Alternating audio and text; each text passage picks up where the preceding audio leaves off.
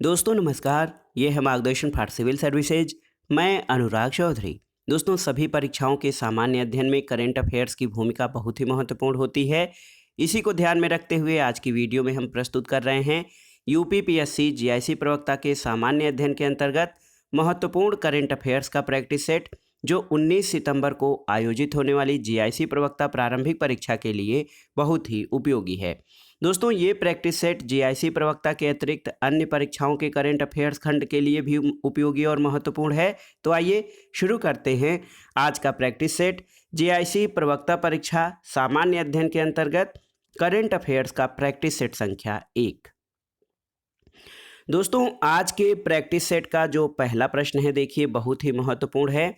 आपको बताना है कि 5 जून 2021 को संपूर्ण विश्व में विश्व पर्यावरण दिवस मनाया गया और इस वर्ष यानी 2021 में इस दिवस का मुख्य विषय क्या है। तो सही उत्तर है ऑप्शन ए, इकोसिस्टम रिस्टोरेशन। दोस्तों आप जानते हैं कि 5 जून 2021 को संपूर्ण विश्व में विश्व पर्यावरण दिवस मनाया गया और 2021 में यानी इस वर्ष मनाए गए पर्यावरण दिवस का मुख्य विषय या थीम रहा इकोसिस्टम रेस्टोरेशन। और 2021 में इस दिवस की मेजबानी दोस्तों पाकिस्तान को सौंपी गई है और विश्व पर्यावरण दिवस प्रतिवर्ष 1974 से मनाया जा रहा है। अगला प्रश्न देखते हैं दोस्तों, 4 जून 2021 को किसे वर्ष 2021 के प्रतिष्ठित इंटरनेशनल बुकर पुरस्कार से सम्मानित किया गया है। सही उत्तर है डेविड डियोप। याद रखिएगा दोस्तों, 2021 के प्रतिष्ठित इंटरनेशनल बुकर पुरस्कार से डेविड डियोप को सम्मानित किया गया है। दोस्तों ये पुरस्कार जीतने वाले वो प्रथम फ्रांसीसी लेखक हैं और उन्हें ये पुरस्कार उनकी पुस्तक at night all blood is black में के लिए दिया गया है। तो देखिए एक बार फिर से देखिए, 2021 का इंटरनेशनल बुकर पुरस्कार फ्रांसीसी लेखक डेविड डियोप की उनकी पुस्तक at night all blood is black के लिए प्रदान किया गया है। अगला प्रश्न है दोस्तों, सतत विकास लक्ष्य भारत सूचकांक 2020-21 में किस राज्य को शीर्ष स्थान प्राप्त हुआ है। ऑप्शन है हिमाचल प्रदेश, केरल, तमिलनाडु या बिहार। तो सही उत्तर है ऑप्शन बी, केरल को। दोस्तों नीति आयोग द्वारा सतत विकास लक्ष्य भारत सूचकांक 2020-21 जारी किया गया है और ये तीसरा संस्करण था, संयुक्त राष्ट्र के सहयोग से विकसित किया गया है। सूचकांक में शीर्ष स्थान प्राप्त करने वाला राज्य केरल है और अंतिम स्थान दोस्तों बिहार को एकदम लास्ट जो है प्लेस मिला है, लास्ट स्टेज जो है इसको मिला है। तो कुल मिलाकर सतत विकास लक्ष्य भारत सूचकांक 2020-21 में टॉप पर केरल राज्य है। अगला प्रश्न है दोस्तों, किस राज्य ने प्राण वायु देवता पेंशन योजना और ऑक्सीवन योजनाओं की घोषणा की है। आपको बताना है कि किस राज्य ने प्राण वायु देवता पेंशन योजना और ऑक्सीवन योजनाओं की घोषणा की है। तो सही उत्तर है ऑप्शन ए, हरियाणा। दोस्तों 5 जून 2021 को हरियाणा सरकार द्वारा विश्व पर्यावरण दिवस के अवसर पर प्राण वायु देवता पेंशन योजना और ऑक्सीवन योजना की घोषणा की गई है। ये योजना 75 वर्ष और उससे अधिक आयु के वृक्षों को सम्मानित करने की एक पहल है। अगला प्रश्न है दोस्तों, हाल में ही केंद्रीय खाद्य प्रसंस्करण उद्योग मंत्री ने किस राज्य में Indus best mega food park का उद्घाटन किया है। तो सही उत्तर क्या है, छत्तीसगढ़ में। दोस्तों केंद्रीय खाद्य प्रसंस्करण उद्योग मंत्री ने छत्तीसगढ़ के रायपुर में वर्चुअल रूप से Indus best mega food park का उद्घाटन किया है और इसे मेगा फूड पार्क योजना के तहत बनाया जाएगा। इस फूड पार्क में करीब 5000 लोगों को रोजगार मिलेगा। दोस्तों खाद्य प्रसंस्करण उद्योग मंत्रालय देश में मेगा फूड पार्क योजनाएं लागू करता है। तो Indus best mega food park Chhattisgarh में इसका उद्घाटन किया गया है। अगला प्रश्न है दोस्तों, हाल में ही असम का 6वां राष्ट्रीय उद्यान किसे घोषित किया गया है। तो उत्तर है रायमोना राष्ट्रीय उद्यान। दोस्तों विश्व पर्यावरण दिवस के अवसर पर असम के मुख्यमंत्री हेमंत बिस्व शर्मा ने रायमोना को असम का 6वां राष्ट्रीय उद्यान घोषित किया है। रायमोना 422 वर्ग किलोमीटर में फैला है और इससे पहले असम के 5 जो राष्ट्रीय उद्यान काजीरंगा, मानस, नामेरी, ओरंग और डिब्रू सैखोवा है। करंट अफेयर्स के जो प्रैक्टिस सेट है उसका 7वां प्रश्न है दोस्तों, भारतीय नौसेना का सबसे पुराना हाइड्रोग्राफिक सर्वेक्षण पोत जो जून 2021 में 40 वर्षों के बाद सेवा मुक्त कर दिया गया है वो कौन सा है? तो सही उत्तर है आईएनएस संधायक। देखिए बहुत ही महत्वपूर्ण है दोस्तों, आईएनएस संधायक भारतीय नौसेना का सबसे पुराना हाइड्रोग्राफिक सर्वेक्षण पोत है और स्वदेशी रूप से डिजाइन और निर्मित अपनी श्रेणी का पहला पोत है। इसे जून 2021 में 40 वर्षों के सेवा के बाद सेवा मुक्त कर दिया गया है। और दोस्तों ये अन्य महत्वपूर्ण ऑपरेशन जैसे ऑपरेशन पवन 1987 में श्रीलंका में भारतीय शांति सेना की सहायता के लिए भी इसकी भूमिका महत्वपूर्ण रही थी। अगला प्रश्न है दोस्तों, एशिया प्रशांत समूह से संयुक्त राष्ट्र महासभा के अध्यक्ष पद पर किसे चुना गया है? ऑप्शन है अफगानिस्तान, भूटान, मालदीव और श्रीलंका। तो सही उत्तर है मालदीव। दोस्तों मालदीव के विदेश मंत्री अब्दुल्ला शाहिद को वर्ष 2021-22 के लिए एशिया प्रशांत समूह के संयुक्त राष्ट्र महासभा का अध्यक्ष चुना गया है। और दोस्तों मालदीव को ये उपलब्धि पहली बार हासिल हुई है। भारत ने मालदीव को अध्यक्ष पद के लिए अपना समर्थन दिया है। तो सही उत्तर एशिया प्रशांत समूह के संयुक्त राष्ट्र महासभा का अध्यक्ष मालदीव को चुना गया है। अगला प्रश्न महत्वपूर्ण दिवस है, आपको बताना है विश्व महासागर दिवस ये प्रतिवर्ष कब मनाया जाता है? तो सही उत्तर है 8 जून को। दोस्तों प्रतिवर्ष 8 जून को विश्व भर में विश्व महासागर दिवस का आयोजन किया जाता है और इसका उद्देश्य केवल महासागरों के प्रति जागरूकता फैलाना नहीं बल्कि महासागरों के महत्व और भविष्य में इनके सामने चुनौतियों से लोगों को आगाह भी करना है। अगला प्रश्न है दोस्तों, world employment and social outlook trends report 2021 किसके द्वारा जारी किया गया है? तो सही उत्तर है अंतर्राष्ट्रीय श्रम संगठन, जिसको शॉर्ट में ILO कहा जाता है, इसके द्वारा। दोस्तों world employment and social outlook trends report 2021 ये ILO या अंतर्राष्ट्रीय श्रम संगठन द्वारा जारी किया गया है। और दोस्तों रिपोर्ट के अनुसार कोविड-19 महामारी ने दुनिया भर में 100 मिलियन से अधिक श्रमिकों को गरीबी के दुष्चक्र में धकेल दिया है।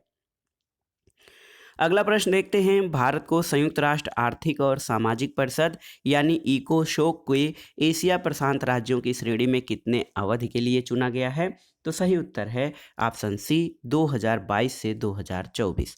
दोस्तों भारत को संयुक्त राष्ट्र आर्थिक और सामाजिक परिषद के लिए वर्ष 2022 से 2024 की अवधि के लिए चुना गया है।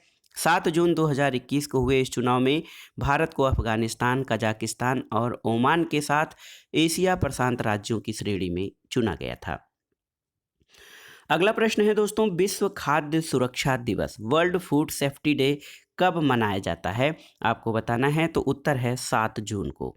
दोस्तों विश्व स्वास्थ्य संगठन के अनुसार प्रत्येक वर्ष 7 जून को विश्व स्तर पर खाद्य सुरक्षा दिवस मनाया जाता है। वर्ष 2021 में विश्व खाद्य सुरक्षा दिवस का थीम है स्वस्थ कल के लिए सुरक्षित आज का सुरक्षित भोजन है। अगला प्रश्न है, प्रोजेक्ट 75 इंडिया किससे संबंधित है? बहुत ही महत्वपूर्ण है दोस्तों। प्रोजेक्ट 75 इंडिया ये किससे संबंधित है? तो ये 6 पारंपरिक पनडुब्बियों के निर्माण से संबंधित है। दोस्तों रक्षा अधिग्रहण परिषद द्वारा प्रोजेक्ट 75 के अंतर्गत 6 पारंपरिक पनडुब्बियों के निर्माण के लिए प्रस्ताव को मंजूरी प्रदान की गई है और इस परियोजना के लिए 43,000 करोड़ रुपए की अनुमानित लागत से अत्याधुनिक वायु स्वतंत्र प्रबोधन प्रणाली से युक्त 6 पारंपरिक पनडुब्बियों के स्वदेश तकनीकी से निर्माण की परिकल्पना की गई है। तो प्रोजेक्ट 75 इंडिया 6 पारंपरिक पनडुब्बियों के निर्माण से संबंधित है। अगला प्रश्न है दोस्तों, नौसेना संचालन महानिदेशक के रूप में किसे नियुक्त किया गया है? तो उत्तर है वाइस एडमिरल राजेंद्र पेंढारकर को। दोस्तों वाइस एडमिरल राजेश पेंढारकर ने नौसेना संचालन महानिदेशक के रूप में कार्यभार ग्रहण किया है। ये flag officer anti submarine warfare यानी ASW के विशेषज्ञ हैं और इन्होंने ASW ऑफिस के रूप में नौसेना के सीमावर्ती युद्धपोतों पर काम किया है। तो सही उत्तर है नौसेना संचालन महानिदेशक के रूप में वाइस एडमिरल राजेश पेंढारकर को नियुक्त किया गया है। अगला प्रश्न है दोस्तों, जून 2021 से जून 2024 तक विश्व बैंक का शिक्षा सलाहकार किसे नियुक्त किया गया है? तो सही उत्तर है रंजीत सिंह दिसाले। देखिए दोस्तों, रंजीत सिंह दिसाले को जून 2021 से जून 2024 तक विश्व बैंक का शिक्षा सलाहकार नियुक्त किया गया है और वर्ष 2020 में ग्लोबल टीचर अवार्ड से सम्मानित होने वाले रंजीत सिंह दिसाले पहले टीचर हैं। अगला प्रश्न है, हाल में किसे उत्तर प्रदेश मानवाधिकार आयोग का नया अध्यक्ष चुना गया है? तो दोस्तों ये महत्वपूर्ण है यूपी स्पेशल के लिए। तो इसमें देखिए, उत्तर प्रदेश मानवाधिकार आयोग का नया अध्यक्ष किसे नियुक्त किया गया है? तो सही उत्तर है बालकृष्ण नारायण। दोस्तों, इलाहाबाद उच्च न्यायालय के पूर्व न्यायाधीश बालकृष्ण नारायण को उत्तर प्रदेश मानवाधिकार आयोग यानी यूपी ह्यूमन राइट्स कमीशन का नया अध्यक्ष नियुक्त किया गया है और पदभार ग्रहण करने की तिथि या 70 वर्ष की आयु तक जो भी पहले हो वो अपने पद पर बने रहेंगे। अगला प्रश्न है दोस्तों, वर्तमान पुरुष फुटबॉल खिलाड़ियों में दूसरे सबसे अधिक अंतर्राष्ट्रीय गोल करने वाले खिलाड़ी कौन हैं? तो सही उत्तर है सुनील छेत्री। दोस्तों, भारत की पुरुष फुटबॉल टीम जो है इसके कप्तान सुनील छेत्री ने 7 जून 2021 को अली मबगौत और लियोनेल मेसी को पछाड़कर वर्तमान पुरुष खिलाड़ियों में दूसरे सबसे अधिक 74 गोल अंतर्राष्ट्रीय गोल करने वाले खिलाड़ी बन गए हैं, जबकि पहले स्थान पर रोनाल्डो के 103 गोल हैं।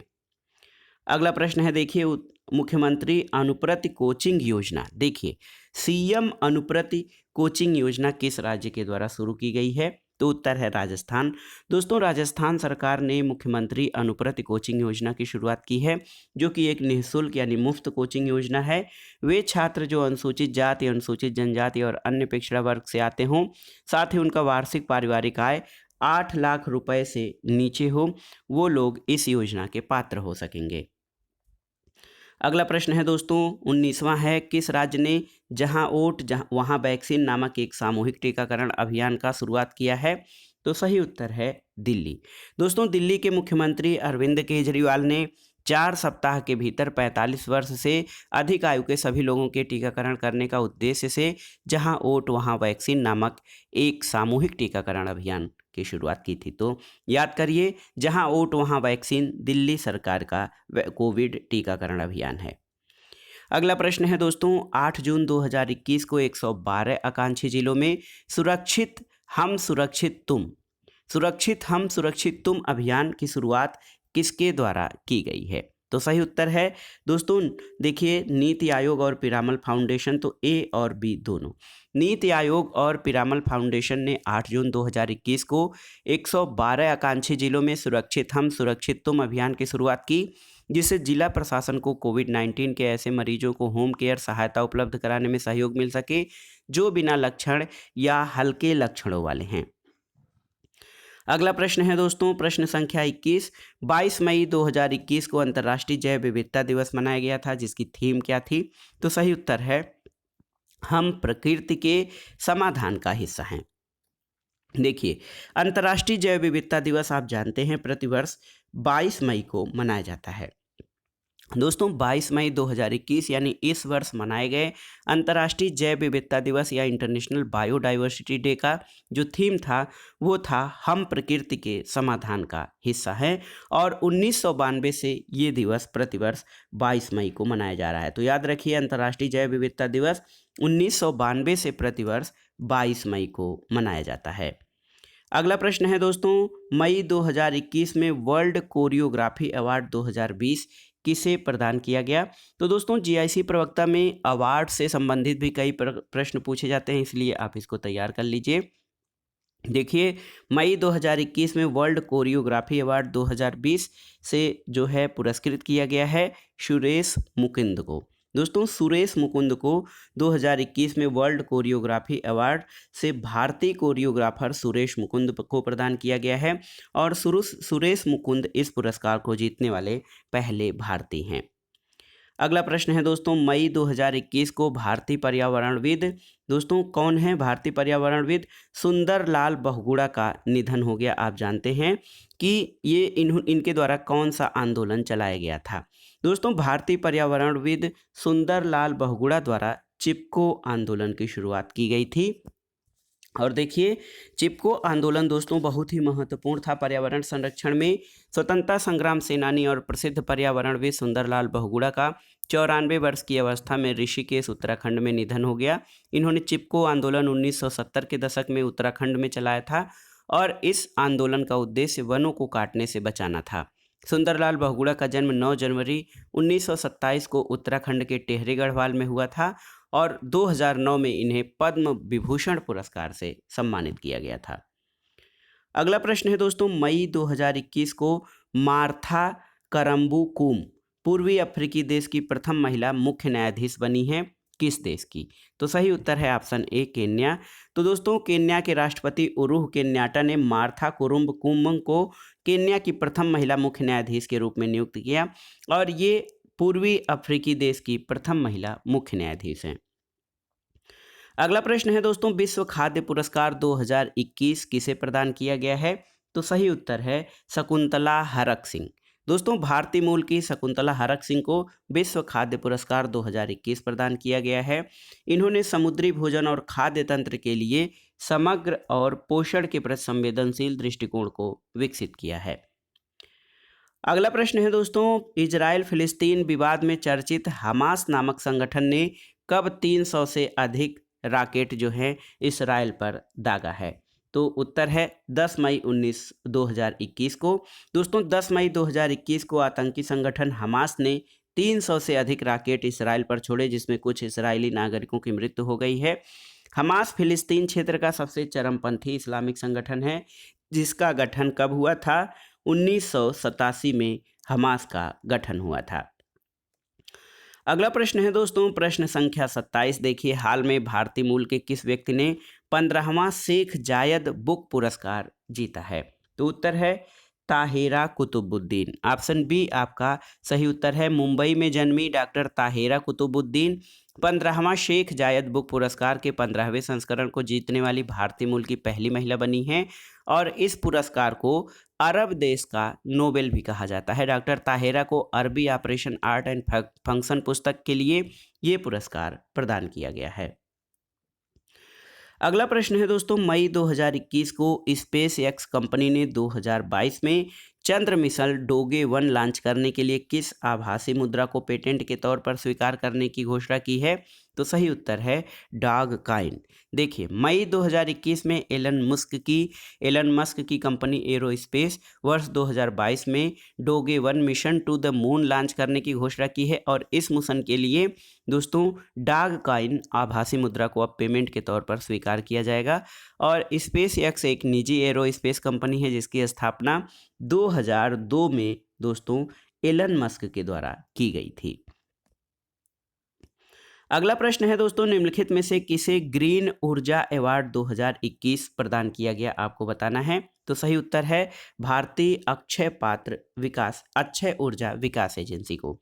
दोस्तों 11 मई 2021 को भारतीय चैम्बर ऑफ कॉमर्स द्वारा भारतीय अक्षय ऊर्जा विकास एजेंसी जो कि इरेडा है IREDA को दोस्तों ग्रीन ऊर्जा अवार्ड 2021 प्रदान किया गया और भारतीय अक्षय ऊर्जा विकास एजेंसी को यह पुरस्कार भारत में नवीकरणीय ऊर्जा के अग्रणी पब्लिक फाइनेंसिंग संस्था होने के कारण प्रदान किया गया है। अगला प्रश्न है दोस्तों, मई 2021 में चर्चित एयर डिफेंस सिस्टम आयरन डोम का संबंध किस देश से है? तो उत्तर है आयरन डोम का संबंध इसराइल से है और इसराइल ने फिलिस्तीन के इस्लामिक संगठन हमास के हवाई हमलों से बचने के लिए आयरन डोम नामक एयर डिफेंस सिस्टम तैयार किया है और ये सिस्टम आकाश में ही रॉकेटों के हमलों को नष्ट करने की क्षमता रखता है। अगला प्रश्न देखते हैं दोस्तों, बहुत ही महत्वपूर्ण है। करंट अफेयर्स के अंतर्गत L'Oréal world sportsman of the year 2021 award से किस खिलाड़ी को सम्मानित किया गया है? तो दोस्तों ये हैं राफेल नडाल। राफेल नडाल को 2021 का Laureus sportsman of the year पुरस्कार दिया गया है जो कि टेनिस खिलाड़ी हैं और Laureus world sport women of the year 2021 का पुरस्कार नाओमी ओसाका को दिया गया है जो कि जापान की टेनिस खिलाड़ी हैं। अगला प्रश्न है दोस्तों, पश्चिम बंगाल में तृणमूल कांग्रेस की प्रमुख ममता बनर्जी ने लगातार कितनी बार राज्य के मुख्यमंत्री के रूप में मई 2021 में शपथ लिया है? तो उत्तर है तीसरी बार। दोस्तों तृणमूल कांग्रेस की प्रमुख ममता बनर्जी द्वारा पश्चिम बंगाल के मुख्यमंत्री के रूप में लगातार तीसरी बार शपथ ग्रहण किया गया है। अगला प्रश्न है दोस्तों, भारतीय सेना ने भारत के किस राज्य में देश का पहला ग्रीन सोलर एनर्जी प्लांट मई 2021 में स्थापित किया है? तो सही उत्तर है सिक्किम। भारतीय सेना द्वारा 1 मेगावाट सौर ऊर्जा उत्पादन वाले देश के पहले ग्रीन सोलर एनर्जी प्लांट की स्थापना मई 2021 में सिक्किम में की गई है। तो याद रखिए, सिक्किम में भारतीय सेना ने देश का पहला ग्रीन सोलर एनर्जी प्लांट स्थापित किया है। अगला प्रश्न है दोस्तों, भारत के किस राज्य या संघ शासित प्रदेश ने कोरोना संकट को देखते हुए मई 2021 से अगले 2 माह तक मुफ्त राशन और ऑटो टैक्सी ड्राइवरों को 5,000 रुपये की सहायता देने की घोषणा की है? तो वो है दोस्तों दिल्ली राज्य।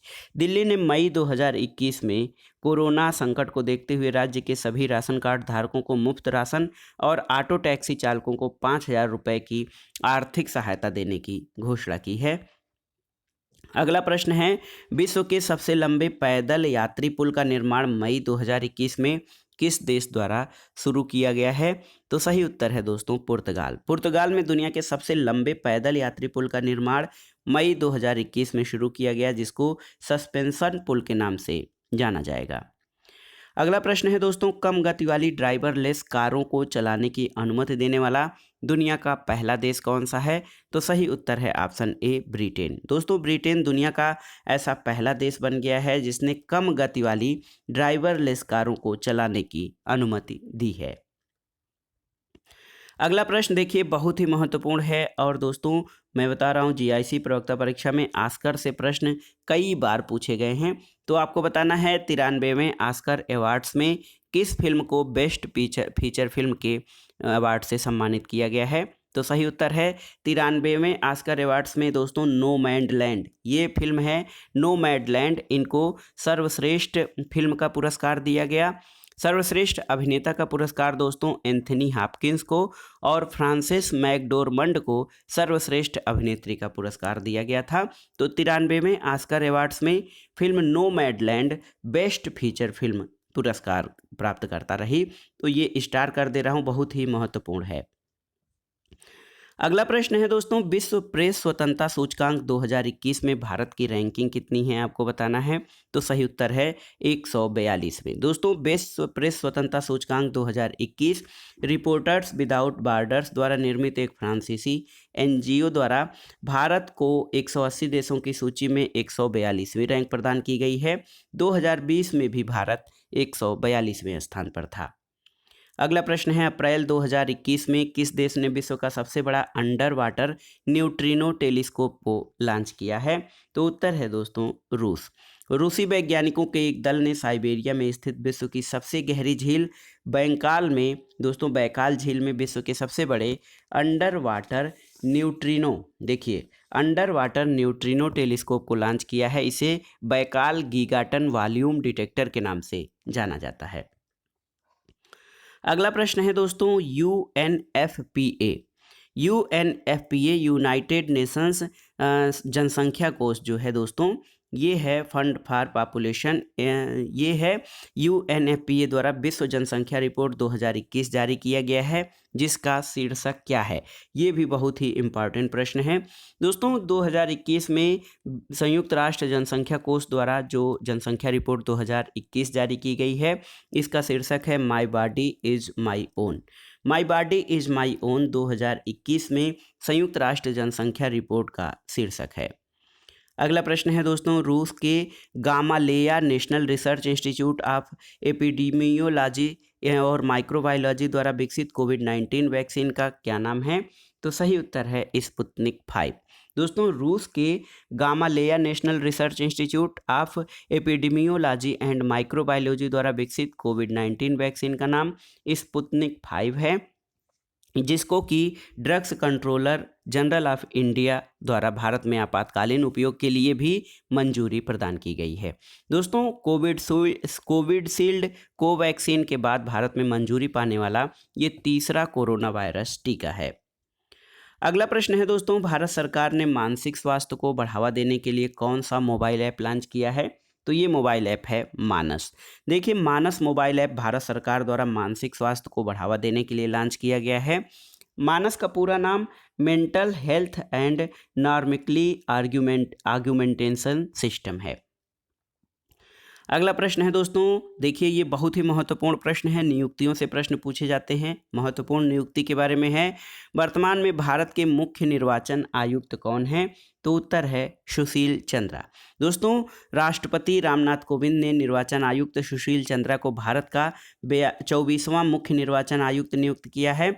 सुनील अरोड़ा के स्थान पर इन्होंने अपना पद ग्रहण किया है और निर्वाचन आयोग की स्थापना 15 जनवरी 1950 को की गई थी। तो वर्तमान में भारत के मुख्य निर्वाचन आयुक्त सुशील चंद्रा हैं।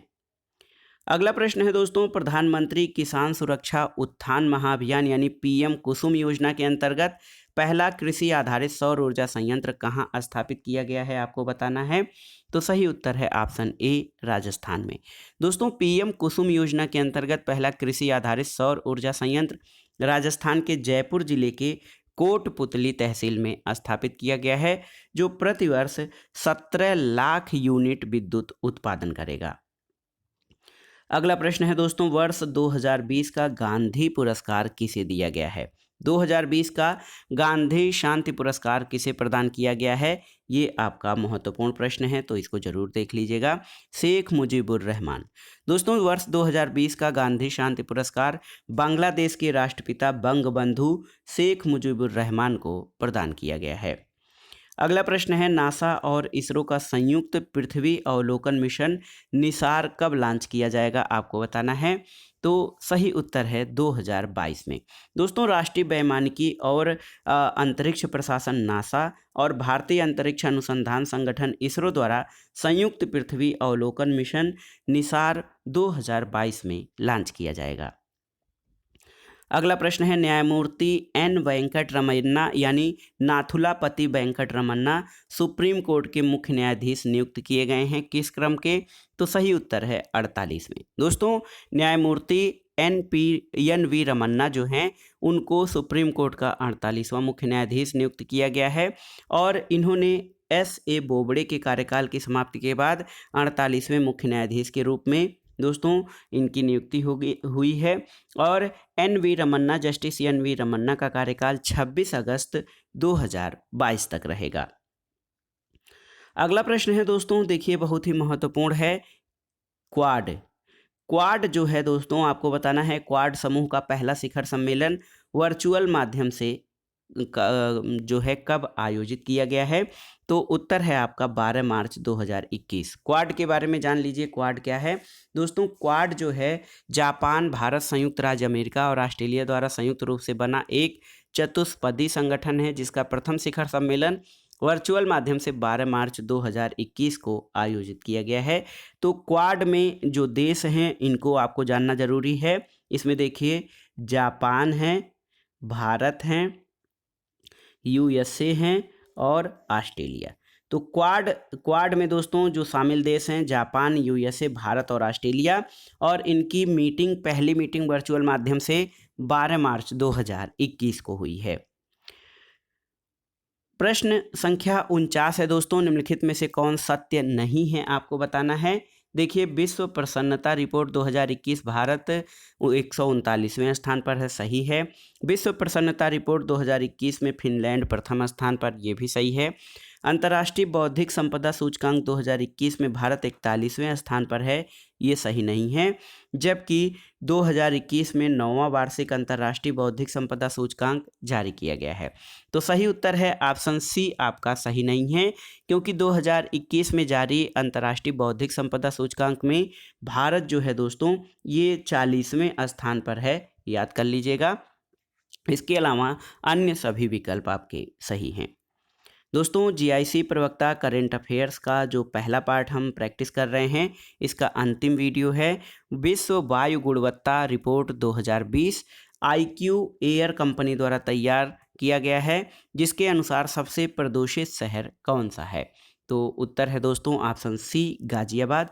दोस्तों, मार्च 2021 में स्विस वायु गुणवत्ता प्रौद्योगिकी कंपनी IQ एयर द्वारा तैयार विश्व गुणवत्ता रिपोर्ट 2020 में भारत का सबसे प्रदूषित शहर गाजियाबाद है, जो चीन के होतान के बाद दुनिया का सबसे प्रदूषित शहर भी है।